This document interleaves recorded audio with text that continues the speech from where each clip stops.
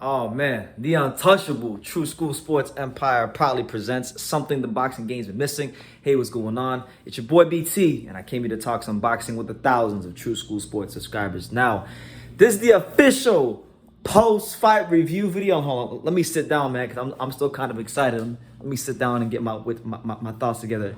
This is the official post-fight review video for Oscar Rivas versus Ryan Rozicki in the first ever, I said it, the first ever historical, unprecedented WBC Bridgerweight title fight. Now, the result of the fight is Oscar Rivas gets a unanimous decision, but man, what a great fight. One of the best fights of the year. You know, this fight was a throwback fight. This was a fight, it was a war of attrition.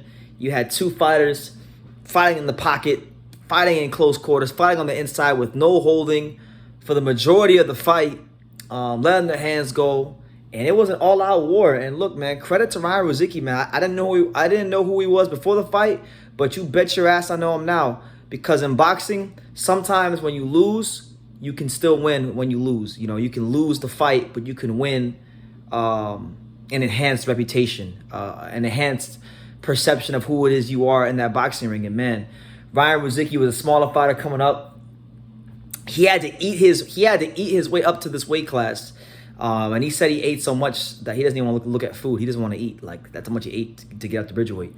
And they offered him the opportunity to fight Rivas. He took it, and he left his heart in the ring. You know, he really was very active, especially early in the fight, throwing a lot of hard punches, a lot of grown man punches.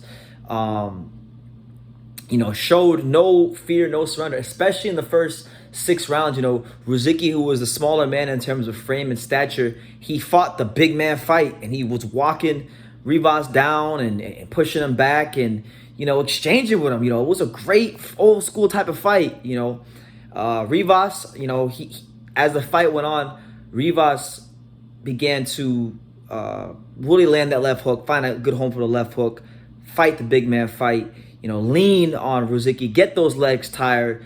And as the fight went on, you know, began to implore the up jab. He dug into that amateur pedigree. He dug into those amateur boxing skills, and throwing a great up jab. And then he started putting punches together. You know, from a jab, up jab, right, left hook, right uppercut. You know, he was throwing some beautiful combinations as this fight progressed. And overall, it was a great night of boxing. It was a great night of boxing, and Oscar Rivas has made history, and he goes home as the first ever WBC Bridgerweight champion of the world. So congratulations to the Colombian Oscar Rivas on making history.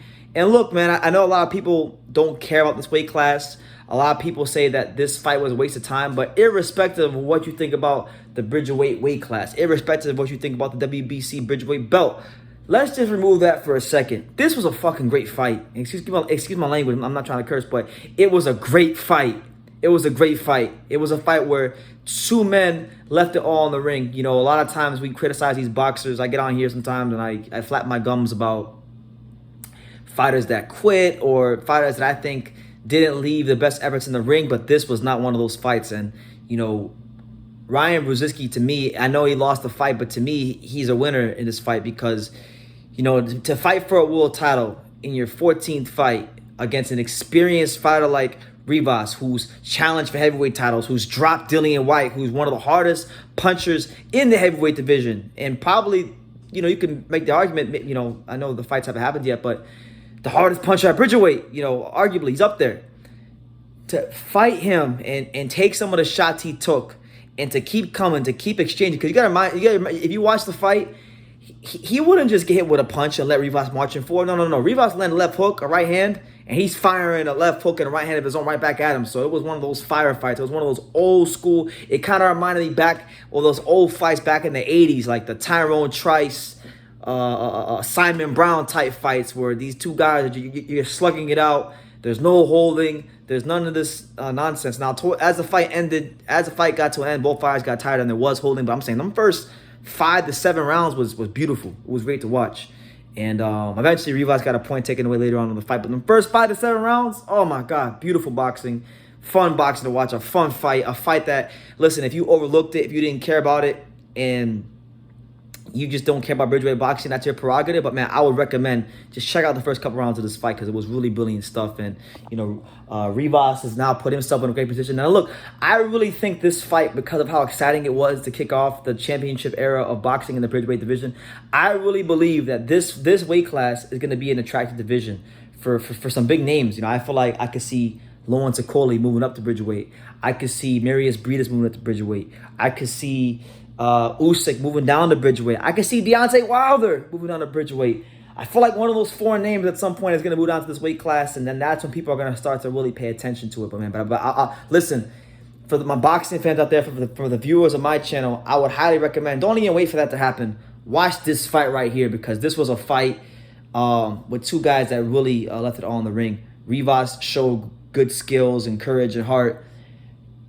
Ryan Rozicki, as being the smaller guy, taking this fight on only 3 weeks' notice. A lot of fighters don't have the balls to do what he did, but he showed such heart and such courage and such a big pair of balls that you gotta respect him.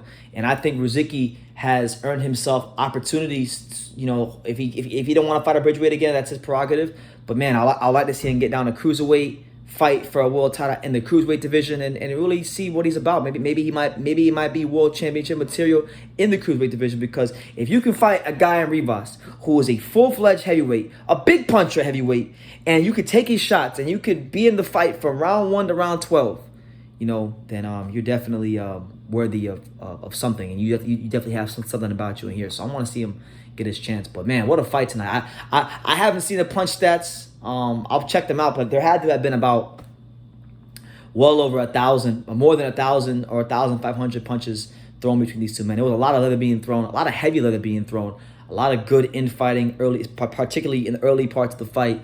And this was one of the best fights of the year. This is like, there's been a lot of great fights this year that have flown under the radar, but this one right here is definitely one of the best fights I've seen in boxing all year long. So, man, yeah, if you missed this fight, you definitely missed a barn burner. Yeah, shout out to the Bridgerweights, man. Shout out to the Bridgerweight. Shout out to Oscar Rivas for making history, becoming the first Bridgerweight champion in history. And shout out to, Ryan Rozicki putting on for, all of Canada and really showing what he was about, and showing, what he's all about in that boxing ring and his fighting spirit. His reputation with me is golden, because, he really came to fight. A lot of guys talk and say they're going to come to fight and don't fight. But then you have Rozicki, who damn near didn't do any talking. He did absolutely no talking in the build-up, but he came to fight and delivered. Even though he lost, he delivered in his performance. So, yeah, man, Oscar Rivas. If you're a Bridgerweight and you want that Bridgerweight WBC strap, you got to come see Oscar Rivas. He's the man in the division, holding the crown, running the Bridgerweights. Shout out to Oscar Rivas putting on a great fight along with Ryan Rozicki. I'm fans of both fighters, and we'll see what happens in the Bridgerweight division. I fully anticipate that this fight will be a catalyst for guys like Okoli, Briedis, Wilder, Usyk to all participate in this division at some point. But you guys, let me know what you think in the comments down below. Make sure you take the time to subscribe, and like I say in every single one of these videos, you can love me or you can hate me, but I'm just a kid from Daniel. So until next time, take care, guys.